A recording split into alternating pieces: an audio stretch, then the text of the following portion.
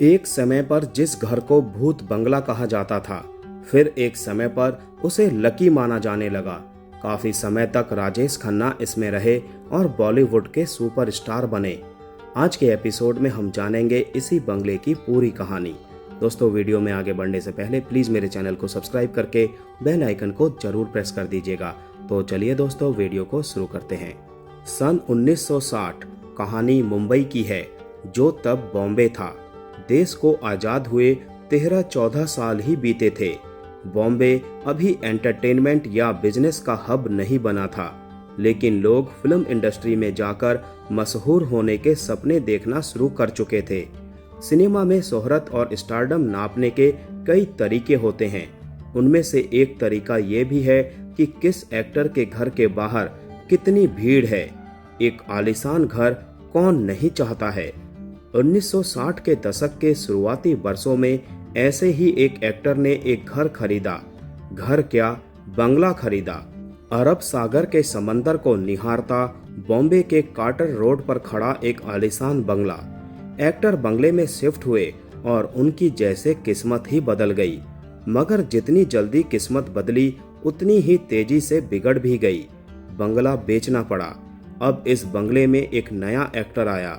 उसे भी इस आलीशान घर में आने के बाद पहले बेतहाशा शोहरत मिली, लेकिन वो शोहरत इतनी जल्दी नाकामी में बदल गई कि एक रात को उस एक्टर ने अपने बंगले की छत पर खड़े होकर शराब के नशे में खुदा को आवाज दी और कहा, हे परवतदिगार, हम गरीबों का इतना सख्त इम्तिहान ना लें कि हम तेरे वजूद को इनकार कर दें। हिंदी सिनेमा के पहले सुपरस्टार राजेश खन्ना को ये कहने की जरूरत क्यों पड़ी? जिस घर में उन्होंने अपनी जिंदगी के बेहतरीन से लेकर बदतरीन साल देखे, जिस घर में राजेश खन्ना ने आखिरी सांसें ली, उसे भूत बंगला क्यों कहा गया? राजेश खन्ना से पहले राजेंद्र कुमार और भारत भूषण जिस घर में रहे, वो किसका था? ये कहानी मुंबई के एक ऐसे घर की है जिसके बारे में हिंदी फिल्म इंडस्ट्री में गॉसिप मैगजीन में सबसे ज्यादा बातें होती थी। ये कहानी उस घर की है जहां देश के पहले सुपरस्टार का दरबार लगता था। इस घर के नाम में आशीर्वाद तो था, पर क्या उसने कभी किसी को आशीर्वाद दिया भी? इन सब सवालों के जवाब आपको मिलेंगे बॉम्बे के बांद्रा के कार्टर रोड पर बने एक बंगले की इस कहानी में। कहानी शुरू करते हैं भारत भूषण से। बैजू बावरा और मिर्जा गालिब वाले भारत भूषण ने एक एंग्लो इंडियन परिवार से एक घर खरीदा। बांद्रा के कार्टर रोड पर समुंदर को निहारता 2 मंजिल का ये बंगला भारत भूषण के लिए लकी साबित नहीं हुआ। नतीजा ये हुआ कि उन्हें पैसों की कमी और कर्ज की वजह से ये घर बेचना पड़ा। यहीं से सुगबुगाहट शुरू हुई। आसपास के लोग बातें करने लगे, दबी आवाज में कहने लगे कि ये घर भारत भूषण का कैरियर खा गया। अंधविश्वास से भरी ये बातें इतनी ज्यादा होने लगी कि बॉम्बे की प्राइम लोकेशन समंदर के सामने होने के बावजूद इस घर को कोई लेने को तैयार नहीं था। फिर आया साल 1957 और फिल्म बनी मदर इंडिया। इस फिल्म में रामू का रोल करने वाले राजेंद्र कुमार को अब लोग जानने पहचानने लगे। BR चोपड़ा के साथ उन्होंने फिल्में साइन कर ली थी। उनके कानों तक खबर पहुंची उसी घर की, जहां कभी भारत भूषण रह रहे थे।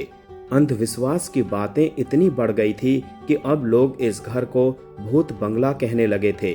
राजेंद्र कुमार के पास एक ब्रोकर आया और बताया कि घर की कीमत 65,000 रुपए है।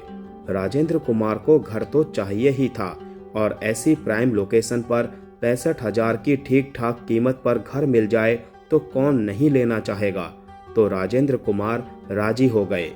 अब बात आई पेमेंट करने की।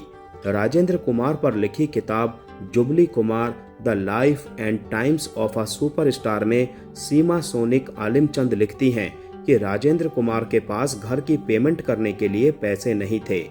उन्होंने ब्रोकर को 10,000 रुपए तो तुरंत दे दिए और बाकी के 55,000 के लिए वो BR चोपड़ा के पास गए। BR चोपड़ा ने राजेंद्र कुमार को इस बात से कुछ दिन पहले ही कानून और धूल का फूल फिल्मों में साइन किया था, लेकिन पेमेंट पर अभी बात नहीं हुई थी। राजेंद्र कुमार गए और पैसे को लेकर सौदेबाजी शुरू की। राजेंद्र कुमार ने बी.आर. चोपड़ा को बताया कि उनके प्रोडक्शन कंट्रोलर C.V.K. शास्त्री ने दोनों फिल्मों के लिए 1.5 लाख रुपए ऑफर किए हैं, मगर मैं 2 लाख चाहता हूं। बी.आर. चोपड़ा ने कहा कि मैं तुम्हें 1,75,000 दूंगा। डील डन हो गई। अब राजेंद्र कुमार ने बी.आर. चोपड़ा से रिक्वेस्ट की कि आप 55,000 रुपए मुझे अभी दे दीजिए, मुझे घर खरीदना है। बी.आर. चोपड़ा ने 55,000 रुपए तुरंत हाथ में थमा दिए।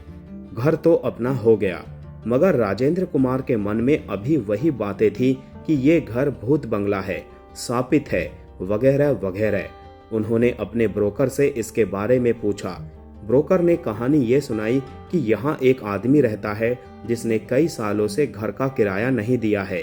घर को कोई और ना खरीदे और उसे निकालना ना पड़े, इसीलिए वो तरह तरह की कहानियां बनाता रहता है। खैर, राजेंद्र कुमार ने भी अंधविश्वास को किनारे किया और घर खरीद लिया। यहाँ से शुरू हुआ स्टारडम का वो दौर जिसमें राजेंद्र कुमार की तमाम फिल्मों ने सिल्वर, गोल्डन और डायमंड जुबली पूरी की। मतलब उनकी फिल्में सिनेमा हॉल में 25, 50 और 75 हफ्तों तक चलती रही।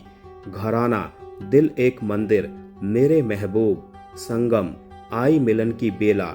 कमर्शियल सक्सेस का ऐसा रिकॉर्ड हिंदी सिनेमा में कोई हीरो पहली बार देख रहा था।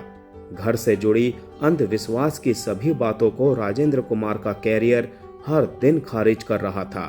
राजेंद्र ने इस घर का नाम अपनी बेटी के नाम पर डिम्पल रखा था। कहानी आगे बढ़ती गई। राजेंद्र कुमार अब इतने सक्सेसफुल हो चुके थे कि उन्होंने एक और बंगला खरीद लिया था। अब हुई इस कहानी में राजेश खन्ना की एंट्री, और राजेश खन्ना की ही हम सबसे ज्यादा बात करेंगे क्योंकि वही इस घर में करीब 50 साल रहे थे। राजेश खन्ना का सफर अभी शुरू ही हो रहा था। इस बीच उन्हें पता चला कि राजेंद्र कुमार अपना बंगला बेचना चाहते हैं। राजेश खन्ना ने उनसे कहा कि ये घर मुझे बेच दीजिए, मुझ पर भी इस घर की नेमत होगी और मैं भी आपकी तरह शोहरत कमाऊंगा। राजेंद्र कुमार घर बेचने को राजी हो गए। बस एक शर्त रखी कि घर का नाम डिम्पल नहीं रहेगा क्योंकि वो उनकी बेटी का नाम है। राजेंद्र कुमार ने कहा था, तुमको इस घर का नाम बदलना होगा, ये मेरी बेटी का नाम है। बाकी तुम्हारे नए घर के लिए तुम्हें मेरा आशीर्वाद है। दुआ करता हूँ कि ये घर तुम्हारे लिए जबरदस्त सफलता और शोहरत लेकर आए। 65,000 में जो घर राजेंद्र कुमार ने खरीदा था उसे राजेश खन्ना को 3.5 लाख रुपए में बेच दिया। 1970 में राजेश खन्ना ने इस घर को खरीदने का फैसला लिया था और इससे पहले 1969 में शुरू हुआ स्टारडम का ऐसा दौर जिसने राजेश खन्ना को हिंदी सिनेमा का पहला सुपरस्टार बना दिया था। उनकी 17 फिल्में लगातार सुपरहिट हुई थी। राजेश खन्ना की यही सक्सेस थी जिस पर नजर ना लगे ऐसा सोचना था उनके पिता चुन्नी लाल खन्ना का। लिहाजा जब घर का नाम डिम्पल से बदलना था तब चुन्नीलाल खुराना ने इसे नाम दिया आशीर्वाद। दरअसल चुन्नीलाल जी का तर्क था कि राजेश खन्ना पर इस घर की वजह से हमेशा आशीर्वाद बना रहेगा। आशीर्वाद नाम की वजह से एक और चीज हुई, राजेश खन्ना का पता हो गया। राजेश खन्ना, आशीर्वाद, बॉम्बे। ये वो दौर था जब सुपरस्टार राजेश खन्ना के घर के बाहर हजारों की संख्या में लोग जमा होते थे। उन्हें खुशबू भरे खत आते थे। कभी कभी तो ये खत खून से लिखे भी होते थे। ऐसा हो गया था कि हिंदी सिनेमा एक रियासत थी और राजेश खन्ना उसके बादशाह। शाहरुख खान के मन्नत, सलमान खान के गैलेक्सी और अमिताभ बच्चन के जलसा से पहले जिस घर के बाहर फैंस और मीडिया वालों की भीड़ रहती थी वो घर आशीर्वाद ही था। यासिर उस्मान लिखते हैं कि राजेश खन्ना के स्टारडम का दौर ऐसा था कि आशीर्वाद में हर रोज महफिल लगती थी। बड़े बड़े डायरेक्टर, प्रोड्यूसर उनके साथ बैठते थे। इनमें ऋषिकेश मुखर्जी, एच.डी. बर्मन, सलील चतुर्वेदी, सलीम खान जैसे तमाम लोग होते थे। सलीम खान कहते हैं कि सलमान, शाहरुख, इन सबसे पहले जो स्टार थे वो राजेश खन्ना थे। उन्होंने कहा था कि ऐसा स्टारडम किसी का नहीं था। आशीर्वाद में हर शाम होने वाली महफिलों को खन्ना दरबार कहा जाता था। ये ऐसा था जैसे राजेश खन्ना राजा थे और उनका दरबार था खन्ना दरबार। शराब का दौर देर रात तक चलता था। हंसी ठहाके गूंजा करते थे। राजेश खन्ना की कुर्सी बाकी लोगों से थोड़ी ऊंची थी और इस दरबार में कौन बैठेगा और कब तक बैठेगा, इसका फैसला खुद राजेश खन्ना करते थे। अगर उन्हें किसी की बात पसंद नहीं आती तो वो खड़े होते और कहते थे कि आपको अब इस दरबार से जाना होगा। अपने फैंस से मिलने राजेश खन्ना छत पर आते थे और अपने सिग्नेचर स्टाइल में हाथ हिलाया करते थे। लोग उनके दीवाने थे। हिंदी सिनेमा का हर एक्टर राजेश खन्ना जैसा फेम चाहता था। कहते हैं कि शोहरत की बुलंदी भी पल भर का तमाशा है। जिस डाल पर बैठे हो वो टूट भी सकती है। राजेश खन्ना के साथ भी कुछ ऐसा ही हुआ। 1973 में एक नए स्टार का जन्म हुआ जिसका किरदार लिखने वाले वही सलीम खान थे जिन्होंने राजेश खन्ना को सबसे बड़ा स्टार कहा था। सलीम जावेद की जोड़ी ने हिंदी सिनेमा को एंग्री यंग मैन दिया। वो अमिताभ बच्चन जो राजेश खन्ना के साथ फिल्म आनंद में एक सपोर्टिंग एक्टर का रोल कर चुके थे। राजेश खन्ना ने शायद ही सोचा होगा कि उन्हीं अमिताभ बच्चन की शोहरत राजेश खन्ना के डाउनफॉल का कारण बनेगी। देखते ही देखते राजेश खन्ना की जगह अमिताभ बच्चन ने ले ली और 1975-76 आते आते न सिर्फ राजेश खन्ना की फिल्में फ्लॉप होने लगी, उसके बाद ऐसा लगा जैसे उनसे जुड़ी हर एक चीज उनके डाउनफॉल की गवाही दे रही थी। राजेश खन्ना की पर्सनल लाइफ के बारे में तरह तरह की बातें हुई। उनके व्यवहार पर भी कई विवाद हुए। जिस आशीर्वाद का नाम पहले डिम्पल था, उस आशीर्वाद की मालकिन भी डिम्पल कपाड़िया बनी। मगर 1973 में शुरू हुआ शादी का वो रिश्ता महज 9 साल में बिखर गया। डिम्पल ने आशीर्वाद छोड़ दिया था। खन्ना दरबार सूना था। जहां पहले बड़े बड़े डायरेक्टर आते थे, वहां अब छोटे मोटे प्रोड्यूसर या मौका परस्त कैरेक्टर आर्टिस्ट आने लगे थे। राजेश खन्ना शराब के आदी हो चुके थे। वो एक बार बोतल को खोलते थे तो फिर रुकते नहीं थे। पत्रकार अली पीटर जॉन से बात करते हुए राजेश खन्ना ने कहा भी था कि अगर गालिब शराब पीकर मर सकता है तो मैं क्यों नहीं। आशीर्वाद के पास जो भीड़ एक वक्त पर राजेश खन्ना को एक बार देखने के लिए आया करती थी, वो अब गायब थी। कार्टर रोड सूना पड़ा था। हिंदी सिनेमा से जुड़ी मैगजीन्स में जिस आशीर्वाद के बारे में आर्टिकल लिखे जाते थे, उसी आशीर्वाद के बारे में दबे सुरों में फिर वही बात होने लगी थी कि ये घर एक और एक्टर का कैरियर खा गया। उन्होंने खुद एक इंटरव्यू में बताया था कि उनकी हालत ऐसी हो गई थी कि उन्होंने घर के सामने समंदर में जाकर मर जाने की भी सोची थी। वह समंदर की तरफ बढ़ ही रहे थे लेकिन खुद ही वापस आ गए। उस दिन उन्होंने खुद से कहा था, मैं नहीं मरूंगा, किसी को ये कहने का मौका नहीं दूंगा कि राजेश खन्ना कायर था। ऐसी ही एक रात थी जब राजेश खन्ना शराब के नशे में धुत होकर उसी आशीर्वाद की छत पर चढ़ गए थे और रोते हुए आसमान में देखकर चिल्लाए थे, हे परवतदिगार, हम गरीबों का इतना सख्त इम्तिहान ना लें कि हम तेरे वजूद को इनकार कर दें। फिल्मी कैरियर में डाउनफॉल और बेतहासा मायूसी देखने के बाद राजेश खन्ना राजनीति में भी गए थे और कांग्रेस पार्टी से नई दिल्ली सीट से एक बार सांसद भी रहे, मगर राजनीति भी उन्हें रास नहीं आई। एक वक्त पर आशीर्वाद को इनकम टैक्स विभाग ने सीज कर दिया था। राजेश खन्ना इस दौरान बांद्रा लिंकिंग रोड पर टाइटन के शोरूम के ऊपर अपने ऑफिस में रहने लगे थे। इसी दौरान अशोक त्यागी उनके पास एक फिल्म का ऑफर लेकर गए, रियासत। शायद दोनों को ही अंदाजा नहीं था कि ये राजेश खन्ना की आखिरी फिल्म साबित होगी। अशोक त्यागी बताते हैं कि रियासत की शूटिंग के दौरान राजेश खन्ना त्यागी को अपनी गाड़ी में बिठाकर ड्राइव पर ले गए थे और गाड़ी रुकी आशीर्वाद के सामने। राजेश खन्ना ने त्यागी से कहा था कि एक वक्त पर इस घर के सामने हजारों लोगों की भीड़ मुझे देखने के लिए जमा रहती थी। त्यागी ने कहा था कि काका जी, ये भीड़ फिर से वापस आएगी। राजेश खन्ना थोड़ा सा मुस्कुराए और कहा, अपनी फिल्म जल्दी पूरी कर लो। 2012 आते आते राजेश खन्ना की तबीयत काफी बिगड़ने लगी थी। वो अक्सर बेहोश हो जाते थे। जून से लेकर जुलाई तक वो कई बार अस्पताल में भर्ती हुए। जून में उनकी मौत की अफवाह भी फैल गई थी। फिर आया 21 जून 2012। जब सारी अफवाहों को विराम देते हुए आशीर्वाद की छत पर 69 साल के बूढ़े और कमजोर राजेश खन्ना आए।